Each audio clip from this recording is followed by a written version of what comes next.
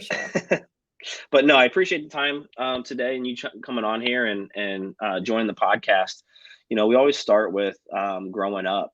Typically, as I interview more and more people, I always Mhm. tend to see that there's a lot of things that influence our real estate careers one way or another, whether it's from our childhood, a parent being in the business or a family member being in business, or something from a previous career that has greatly impacted our real estate business and how we think about things. But growing up, what was life like for you?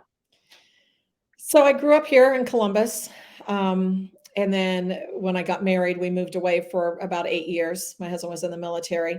We moved back here to raise our kids. But growing up, I tell people this story all the time is I always watched, my dad was very entrepreneurial. So I'm a lot like my dad. So growing up, I always witnessed that side, the business side of him doing that, how he worked with people, how he managed people that worked for him, things like that. So I think I just inherited that sense of wanting to be an entrepreneurial, or at least my own boss, right? So Were you just always like following him around, or was it something that you just always did from the beginning yourself? Lemonade stands, selling. You know how schools like we'd sell the candy bars and, oh and yeah. all of those things. Yeah, we did all that. We did that, but I didn't even know that I was uh, that my dad would be such a big influence. I think it's our personality, right? It was just our personality. As we have ideas, we implement them, we want to do it, we don't rely on somebody else to do things for us. So I don't know. No, my dad was a very manly man, and he had manly jobs and companies and stuff. And I was a girly girl. My dad loved to fish, and he had three girls, and none of us liked to fish. So yeah, it was. I mean, so no, I didn't follow him around, but I think just seeing his work ethic, that was big. I mean, his work ethic was definitely something that rubbed off on me, and my mom too. Now, my mom was more of the person who, wanted to go and have a steady paycheck and know that, she was going to get paid at the end of the week or whatever. She was more of that type, but she had great work ethic as well, and that's what she taught us. So both of Yeah. them taught us that. Y- Yeah, I'm sure just observing, right, and seeing just how they maneuver things Yeah. on both sides of it. So what was high school? Did you do sports? Were you into, other things? High school, I cheered a little bit. I was not into sports. Yeah, couldn't play an instrument to save my life. So I wasn't in the band or anything, although I always wanted to. I did take guitar lessons once, and I failed miserably. But yeah, so but yeah, just got through high school, uh, and decided I wanted to go to college. Didn't really know what I wanted to do, but I always wanted to be a fashion buyer. I wanted to move to New York City and be a buyer, and I wanted to travel the world. So I started off in college, started off with fashion merchandising, and I was like, yeah, college is not for me right now, and ended up getting married. Um, uh, so we kind of put that on hold because I wasn't really passionate about that. Sure, sure. Did you stay here local then for college? Did you go to Ohio State or Ohio University, Ohio so University? Okay. local-ish. So you go to school. Was it something, was it something that was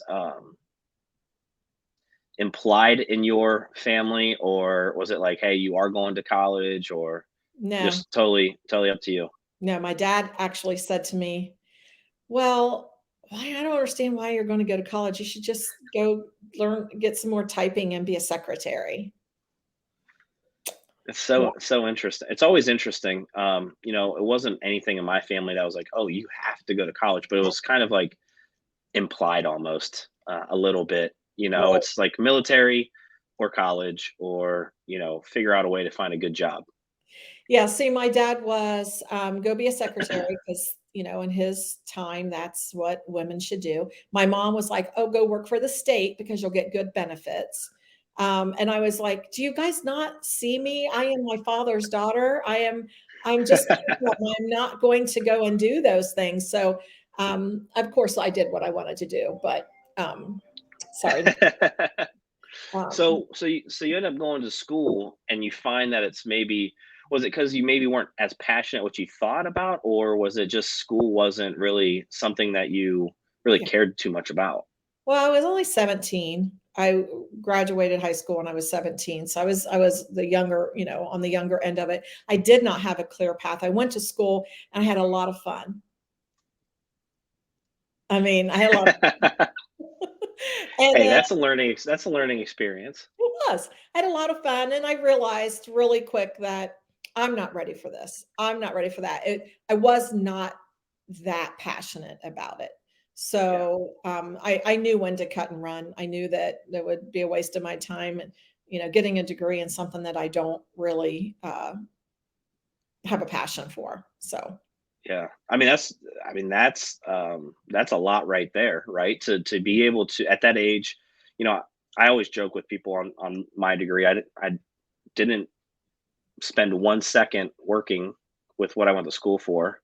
yeah. I jumped right into real estate right afterwards, and I just joke and say, like, my degree at Ohio State is pretty much what a lot of the classes that the athletes would take, and it's kind of a joke. And the fact that one, you made that decision so early and realized that that, hey, there's no point of me being here if I'm not going to give it 100%, if I'm not passionate about it, and then understanding at the same time, maybe you don't necessarily need that college degree to find your career or what you want to do next. So so you decide school's not for you, end up getting married, right? Mhm. I believe is what you said.